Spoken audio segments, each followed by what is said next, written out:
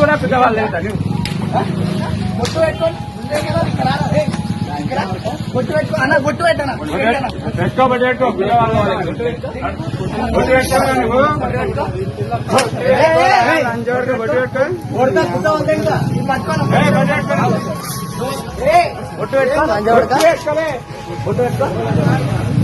ఇంకా బలవంతంగా కాదు ఇంకా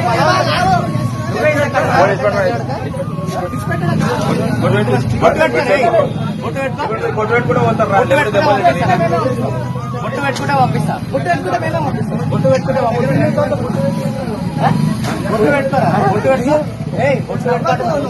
అరే నువ్వు ఇంత కాన్ఫిడెంట్ ప్రచారం చేస్తావా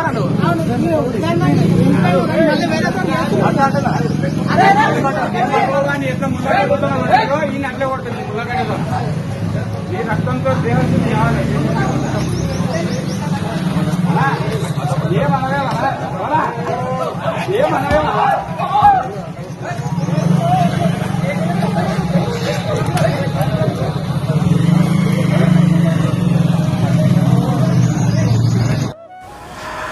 నడి రోడ్డు మీద పాస్టర్ గారిని పట్టుకొని ఎలా కొడుతున్నారు మీరు చూసారుగా.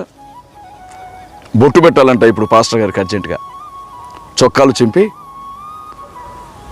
చెంపల మీద కడుపులో చేతులతో అరచేతులతో గుద్దుతూ ఉన్నారు. ఎందుకు కొడుతున్నారా అని ఒక్కడు మాట్లాడట్లా, కొట్టకండి ఆగండి అని ఒక్కడడ్రు అట్లా. భారతదేశంలో ఇది క్రైస్తవుల పరిస్థితి. మొన్న మధ్య మన తెలుగు పాస్టర్ గారు ఒక ఆయన వాక్యం చెప్పడానికి అమెరికా వెళ్ళాట. వాక్య పరిచయం పూర్తయిన తర్వాత అక్కడ తెలుగు వాళ్ళు, బ్రదర్ ఎలా ఉన్నాయి మన దేశంలో పరిస్థితులు అని అడిగారట. అడిగితే ఏముంది బ్రదర్, ఆర్ఎస్ఎస్ వాళ్ళు కొడుతున్నారు, క్రైస్తవులు ముస్లిమ్స్ ఏమో ఏడుస్తున్నారు, ప్రాణాలని గుప్పెట్లో పట్టుకొని భయం భయంగా బ్రతుకుతున్నారు, భారతదేశం అంతా కూడా ఇలాగే ఉంది పరిస్థితి అన్నట్ట. నిజమే కదా, దేశ పరిస్థితులు ఎలా ఉన్నాయో చూడండి, ఈ వీడియో చూస్తే అర్థమవుతుంది. ఇప్పుడు సువార్త ప్రకటించుకుంటే వీళ్ళకి వచ్చిన నష్టం ఏమన్నా? మనం ఏమన్నా వీళ్ళ గుడుల్లోకి వెళ్ళామా, గోపురాల్లోనికి వెళ్ళామా, లేకపోతే వీళ్ళ ఇళ్లల్లోకి వెళ్ళి అక్కడ సౌండ్ సిస్టాలు పెట్టి సువార్త ప్రకటించామా? కాదు కదా. మనకు రాజ్యాంగం ఉంది, మత స్వేచ్ఛ హక్కు ఉంది, భావ ప్రకటన స్వాతంత్రం ఉంది, 18 సంవత్సరాల వయసు నిండిన వాళ్ళు వాళ్ళకి నచ్చిన దేవుణ్ణి నమ్ముకోవచ్చు అనే ఒక సుప్రీంకోర్టు ఇచ్చిన తీర్పు ఉంది. ఇన్నుండగా మరి వీళ్ళకి వచ్చిన నష్టం ఏంటి? నిజంగా చెప్పండి, గుళ్ళో గంట అయిపోయింది కదా క్రైస్తవుల పరిస్థితి. గుళ్ళోపలికి వచ్చేవాడు కొడతారు గంటని, గుళ్ళో నుంచి ఇంటికి వెళ్ళిపోయేవాడు కొడతారు గంటని. అలాగే క్రైస్తవుల్ని ముస్లిమ్స్ని ఎక్కడ పడితే అక్కడ కొడుతున్నారు. నాకు అనిపిస్తూ ఉంది, ఎన్నికల ముందే ఎలా ఉందంటే పరిస్థితి, రేపు జరగబోతున్నటువంటి ఎన్నికల్లో ఒకవేళ భారతీయ జనతా పార్టీ అధికారంలోనికి వస్తే ఊహించుకోవడానికే భయం అనిపిస్తూ ఉంది నాకు. క్రైస్తవుల పరిస్థితి, ముస్లింల పరిస్థితి ఎలా ఉండబోతుందో, దళితుల పరిస్థితి ఎలా ఉండబోతుందో ఈ దేశంలో మీరే ఆలోచించండి. భారత రాజ్యాంగాన్ని మార్చేస్తామని చెప్పి ఓపెన్గా వాళ్ళు స్టేట్మెంట్లు ఇస్తూ ఉన్నారు. ఆర్ఎస్ఎస్ చీఫ్ మోహన్ భగవత్ అయితే మీరు సైలెంట్గా ఉండండి, వచ్చిన తర్వాత ఎలాగో ఆ పని చేస్తాం కదా అని చెప్పి వారికి సలహాలు సూచనలు ఇస్తూ ఉన్నాడు. క్రైస్తవులకి ముస్లింలకు ఉండే ఓటు హక్కు రద్దు చేస్తామంటున్నారు.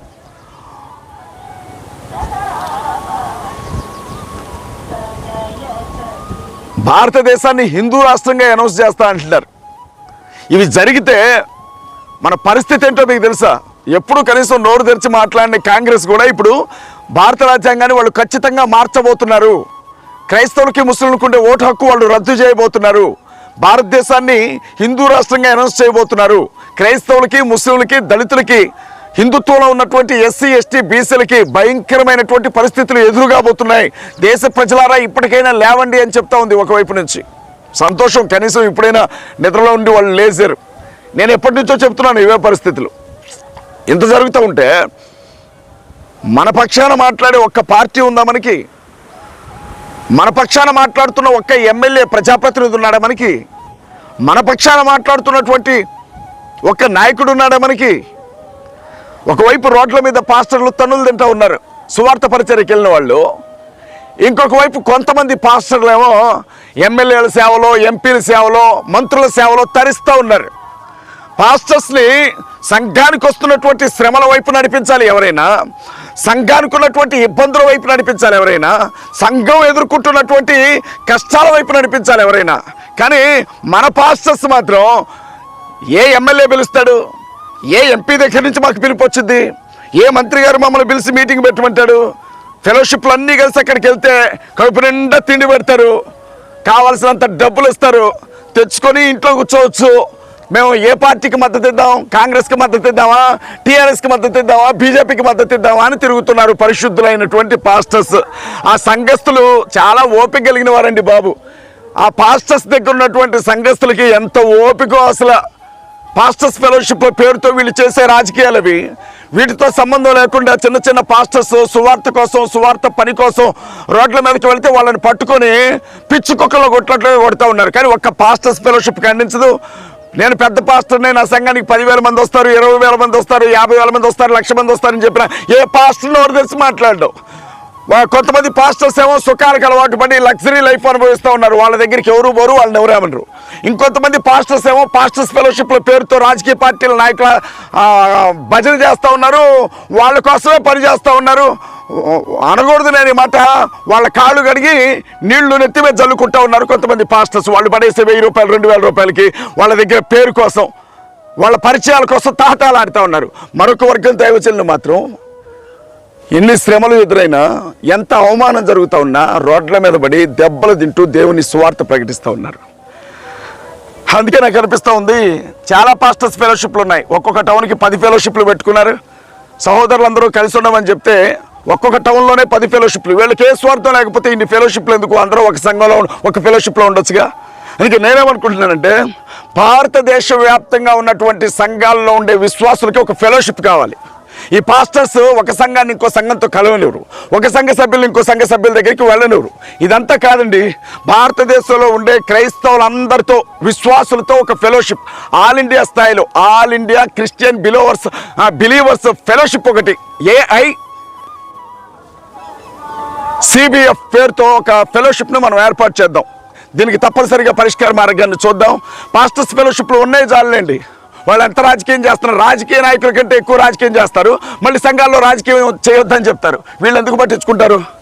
గాయపడుతున్నటువంటి క్రైస్తవుల పక్షాన, దెబ్బలు తింటున్నటువంటి దైవజనుల పక్షాన, తగలబడుతున్న మందిరాల పక్షాన, మురికి కాలంలో విసరబడుతున్నటువంటి పరిశుద్ధ గ్రంథాల పక్షాన, ప్రాణాలు పోగొట్టుకుంటున్నటువంటి క్రైస్తవ సహోదరుల పక్షాన, నడి రోడ్డు మీద లగ్నంగా నడిపించబడినటువంటి స్త్రీల గొంతుకగా నేను ఈ ఎన్నికల్లో ఖమ్మం నుంచి పార్లమెంట్ ఎంపీగా నిలవబడుతున్నాను.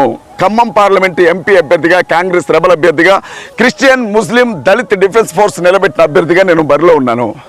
ఖమ్మంలో అండి 7 నియోజకవర్గాలు ఉన్నాయి. ఖమ్మం పార్లమెంట్లో 12,82,000 ఓట్లున్నాయి.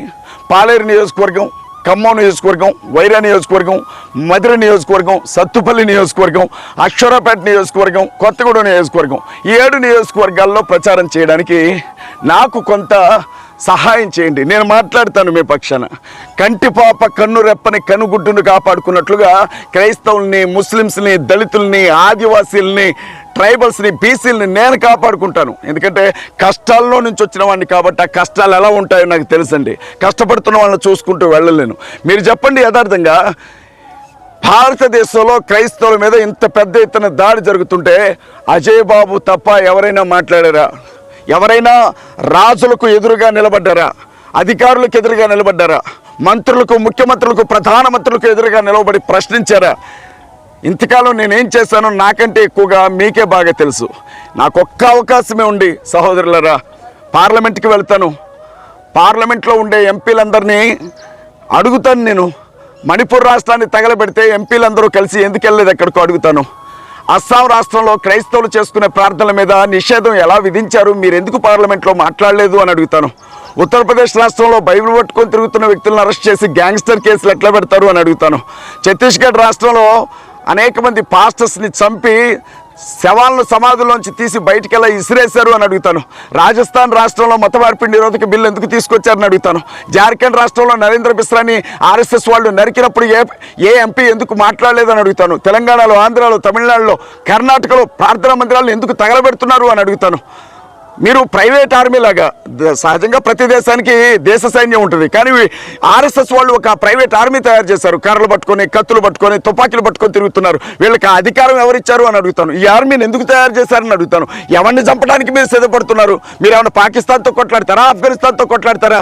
క్రైస్తవులతో ముస్లింలతో కొట్లాడడానికి వీళ్ళకి కర్రలు కత్తులు పట్టుకొని తిరిగే అధికారం ఎవరిచ్చాడు? ఏ గవర్నమెంట్ ఎందుకు మాట్లాడలేదు అని అడుగుతాను. నాకు ఒక్క అవకాశమే ఉంది. నా దగ్గర డబ్బు లేదు ప్రచారం చేయడానికి. 10 రోజుల సమయం ఉంది.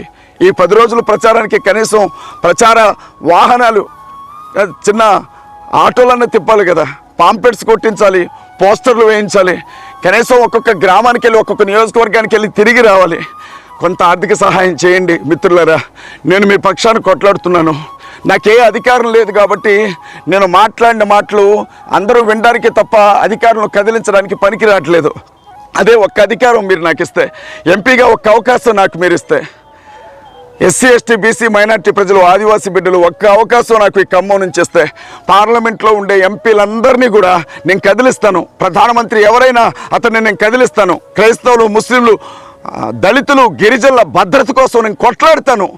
BA LLB చదువుకున్నాను, రాజకీయ అనుభవం ఉంది, సంఘ కాపరిగా ఉన్నాను. సంఘస్థుల కష్టాలు, సేవకుల కష్టాలు నాకు తెలుసు.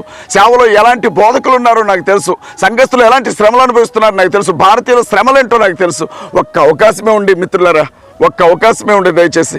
సరదాగా పేరు కోసం నేను నిలవబడలేదు, నా జాతుల కోసం నిలవబడ్డాను.